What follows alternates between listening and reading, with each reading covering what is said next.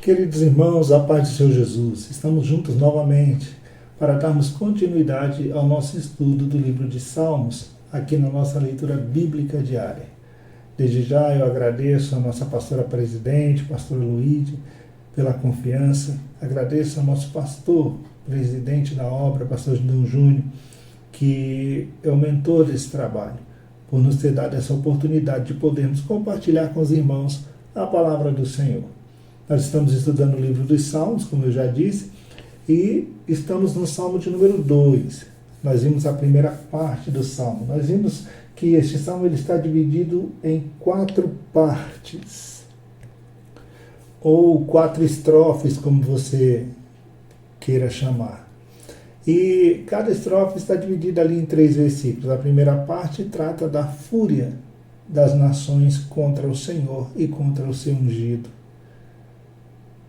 A segunda parte ela vai tratar exatamente da reação de Deus, da reação dos céus contra essa ira dos homens.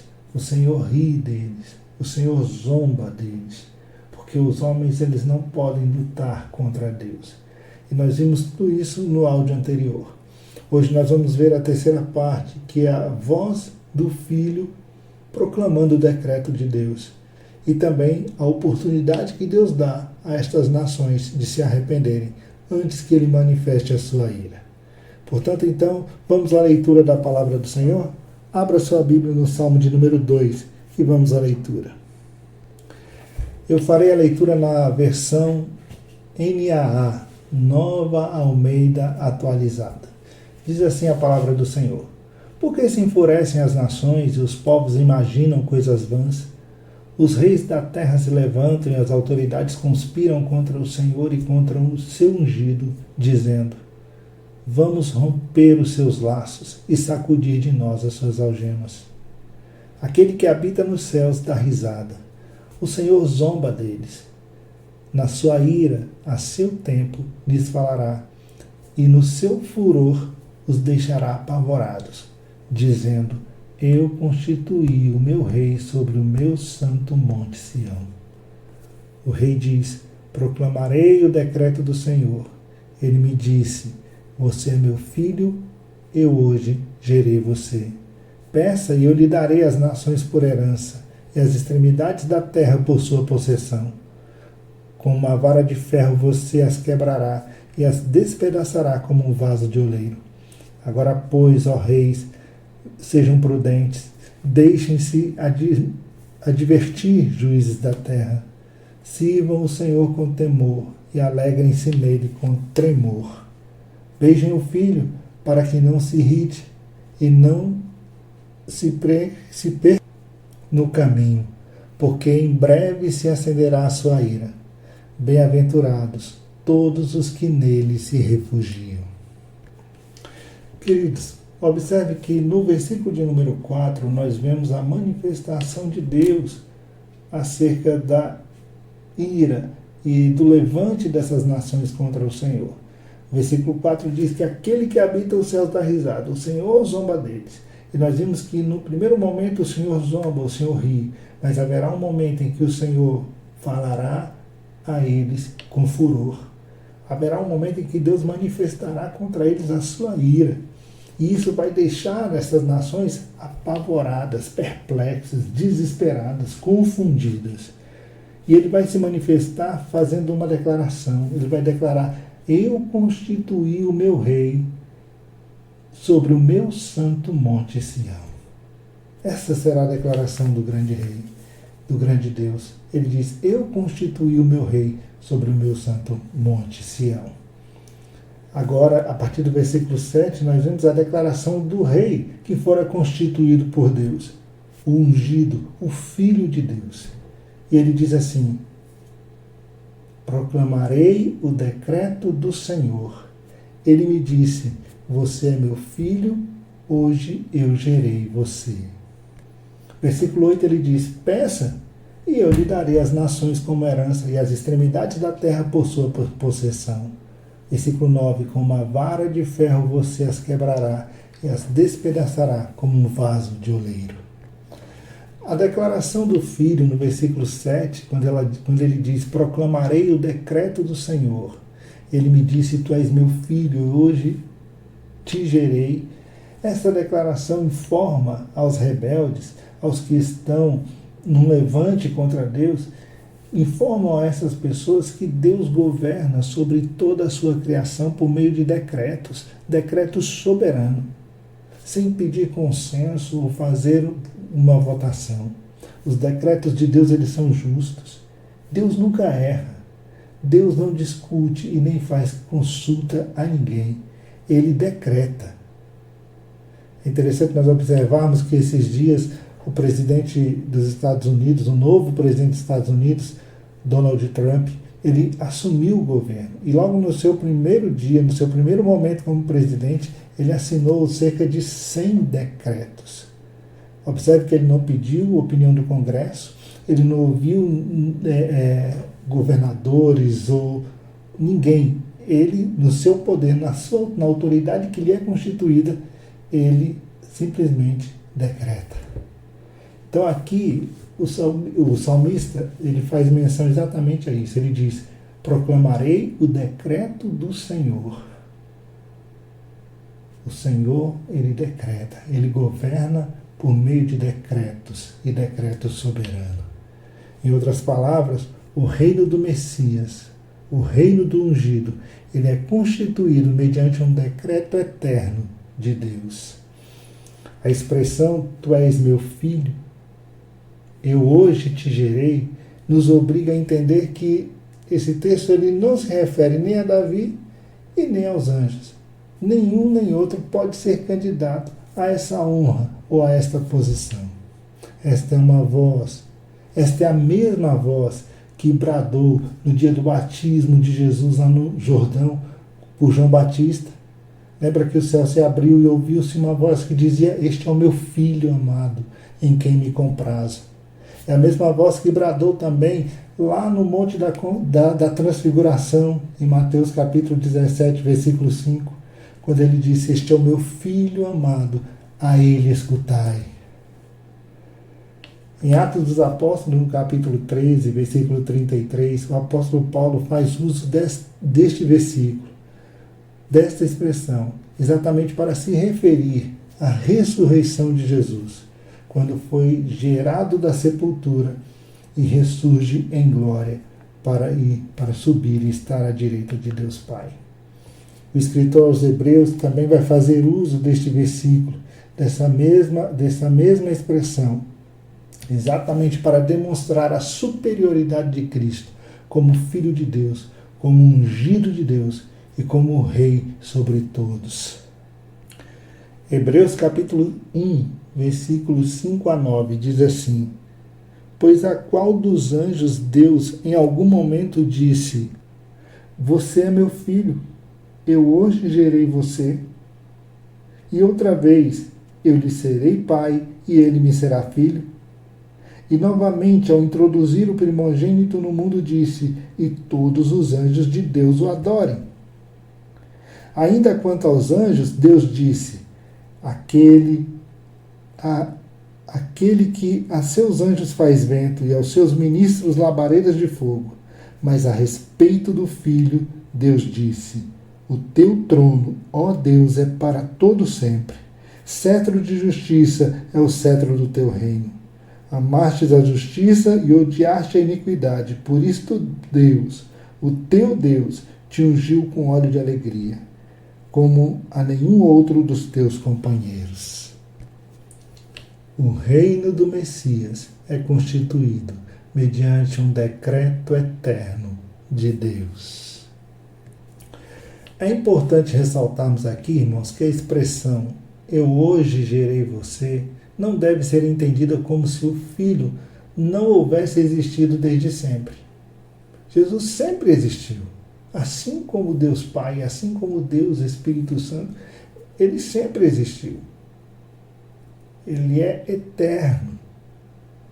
Essa expressão se refere exatamente ao surgimento de uma nova fase nesse relacionamento do Pai com o Filho. Assim como o Pai é eterno, o Espírito Santo é eterno, o Filho da mesma forma, ele também é eterno. Porque eles possuem a mesma essência, eles possuem a mesma substância. Então, não podemos entender esse texto, hoje eu gerei você, como se ele estivesse se referindo a Cristo como alguém que não existisse antes. Mas, de fato, esse texto ele fala do surgimento de uma nova fase, de um novo relacionamento entre Deus Pai e Deus Filho. E continuando, nós vamos ver que no versículo de número 8 ele diz: Pede-me e eu te darei as nações por herança e as extremidades da terra por tua possessão. Observe que o filho ele é também herdeiro. O direito de filiação inclui também o direito à herança e à possessão de tudo aquilo que pertence ao pai. Quando nós lemos Hebreus capítulo 1, versículos 1 e 2, a palavra de Deus diz assim: Havendo Deus antigamente falado muitas vezes e de muitas maneiras aos pais pelos profetas, a nós falou-nos nestes últimos dias pelo Filho, a quem constituiu herdeiro de tudo e por quem fez também o mundo. Nesse caso, não há limites. O direito à herança se estende até as extremidades da terra, ou seja, o mundo inteiro e todos os que nele habitam pertencem ao Senhor, inclusive os pagãos, as nações que se rebelam contra ele. O Pai prometeu ao Filho vitória absoluta sobre as nações, o que significa que um dia ele governará sobre todos os reinos da terra. Charles Spurgeon, interpretando esse texto, ele diz o seguinte: era costume entre os grandes reis dar a favorecidos o que eles lhe pedissem. Ele cita o texto de Esther, capítulo 5, versículo 6, como referência, e também de Mateus, capítulo 14, versículo 7. E ele continua dizendo: assim, basta Jesus pedir para ter. Aqui ele declara que os seus inimigos são a sua herança. E diante deles, ou seja, dos seus inimigos, ele declara este decreto: olhem aqui, brado ungido, segurando no alto com a mão perfurada o cetro do seu poder. Ele me deu isto, não apenas o direito de ser rei, mas o poder de conquistar. Então o filho não é simplesmente rei, ele é filho e herdeiro. Ele é rei e herdou do Pai as nações. Ele disse: pede-me e eu te darei as nações por herança, e os confins da terra por tua possessão. E ele continua dizendo: com vara de ferro as regerá, e as despedaçará como um vaso de oleiro. Na Bíblia King James, em seu comentário, nós vemos que a vara ela tinha a função de um cajado de pastor, que era utilizado para conduzir o rebanho, para dividir o rebanho, e até mesmo era utilizada como uma arma contra os assaltantes. Daí veio a ser um símbolo de governo, um símbolo de autoridade. E depois passa a ser também um símbolo de realeza, ou seja, um bastão de comando. Que em Gênesis capítulo 49, versículo 10, é traduzido como cetro. E esta parece ser a tradução mais apropriada para este papel, construtivo, dentro de um contexto de um rei. Um bastão de comando. Então o salmista diz: com vara de ferro ele regerá as nações. O governo de Cristo será justo, porém firme, e se as nações lhe fizerem frente, ele as esmagará como vaso de barro. Charles Spurgeon vai dizer que Deus deu ao seu ungido a vara de ferro com a qual ele fará em pedaços as nações rebeldes. E apesar da força imperial dessas nações, elas não passarão de vasos de barro, vasos de oleiro, facilmente despedaçadas com a vara de ferro que está na mão do onipotente Filho de Deus. Aqueles que não se dobrarem serão quebrados. A ruína dos pecadores será incorrigível se Deus os golpear. A ruína dos ímpios é certa, irresistível, terrível, completa, irrecuperável. Vamos então à quarta e última parte deste salmo, os versículos 10 a 11, onde Deus apresenta uma nova oportunidade de arrependimento. O conselho de Deus para estes rebeldes. Deus dá a eles a oportunidade de se arrependerem antes que ele manifeste a sua ira.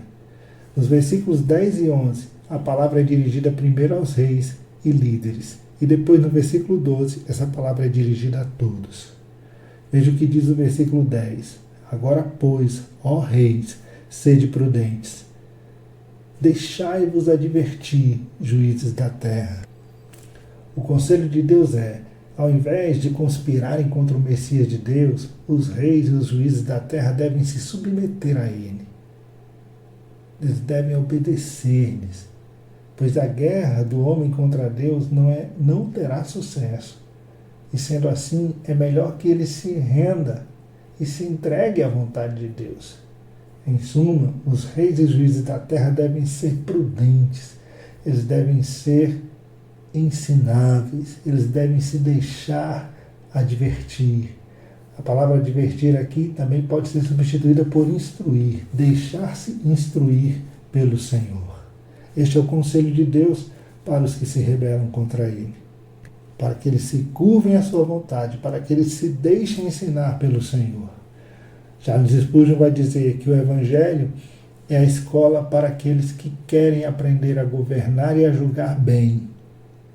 Eles poderão considerar os seus princípios, o seu modelo e o seu espírito. Portanto, observem, meus irmãos, que antes de manifestar a sua ira, Deus manifesta a sua misericordiosa graça salvadora. Isso nos faz lembrar do texto de Ezequiel, capítulo 33, versículo 11, quando Deus diz: vivo eu, diz o Senhor Deus, que não tenho prazer na morte do ímpio, mas que o ímpio se converta do seu mau caminho e viva. Convertei-vos dos vossos maus caminhos, pois por que razão morrereis, ó casa de Israel? Então o desejo do Senhor é que o homem se arrependa, é que aqueles que estão em rebeldia contra Deus se voltem para Ele e se arrependam. E o salmista continua, e no versículo 11 ele vai dizer: sirva ao Senhor com temor, servi ao Senhor com temor. Os reis são intimados, são convocados, são chamados a servir a Deus, a adorar a Deus. Eles devem servir ao Senhor, colocando suas mãos para fazer o bem e não para fazer o mal, ou seja, servir ao Senhor com temor. O temor do Senhor. E a palavra diz que o temor do Senhor consiste em afastar-se do mal, em desviar-se do mal. E o conselho aqui é para que eles sirvam ao Senhor com temor. Esse serviço não pode ser com arrogância, mas deve ser feito com humildade, com expressão de santo temor. E ele continua: alegrai-vos nele com tremor. O Messias, ele deve ser o centro do nosso afeto, o motivo da nossa alegria, a razão da nossa mais profunda devoção. Charles Spurgeon vai dizer que o temor sem alegria é tormento, e a alegria sem santo temor é presunção. E por fim, quando chegamos ao versículo de número 12, o último versículo, o salmista diz: beijai o filho, para que não se irrite, e não pereçais no caminho, porque dentre pouco se lhe inflamará a ira. Bem-aventurados todos os que nele se refugiam. Os homens devem beijar o filho em uma demonstração de amor, ao invés de se rebelarem contra ele. Nas palavras de Taylor Durkheim, o teólogo norte-americano, ele vai dizer que beijar o filho é visto como uma homenagem submissa. Ou seja, as pessoas, quando beijavam a mão do rei, ou se curvavam para beijar a mão do rei, eles estavam ali reconhecendo a sua autoridade sobre eles. E ele diz que essa submissão ela deve ser demonstrada pelas nações diante do grande rei, do rei de toda a terra. Significa inclinar-se até o chão diante dele. As nações amotinadas, a elas é oferecida a única esperança, que é a submissão. Isso aqui é mais do que um convite, é um ultimato. É um ultimato a essas nações.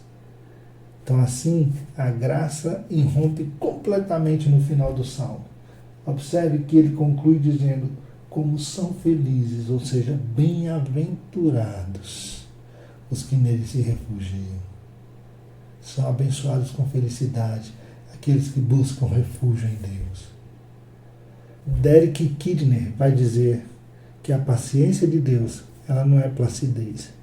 Assim como a sua ira inflamada não é falta de controle, nem o seu riso é crueldade, nem a sua compaixão é sentimentalismo. Na verdade, só os que se refugiam em Deus são verdadeiramente felizes, pois não há refúgio contra Deus, há refúgio apenas em Deus. Alan Herman vai dizer: os cristãos veem no Salmo 2 o quadro do rei messiânico, que ora governa o mundo e que se destina a governar até que subjuguem os demais governantes e liberte o reino para o Pai.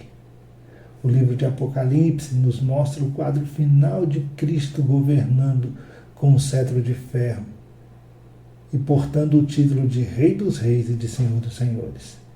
Quando você lê Apocalipse capítulo 19, versículo 15 e 16, a palavra do Senhor diz: e da sua boca saía uma espada, para ferir com ela as nações.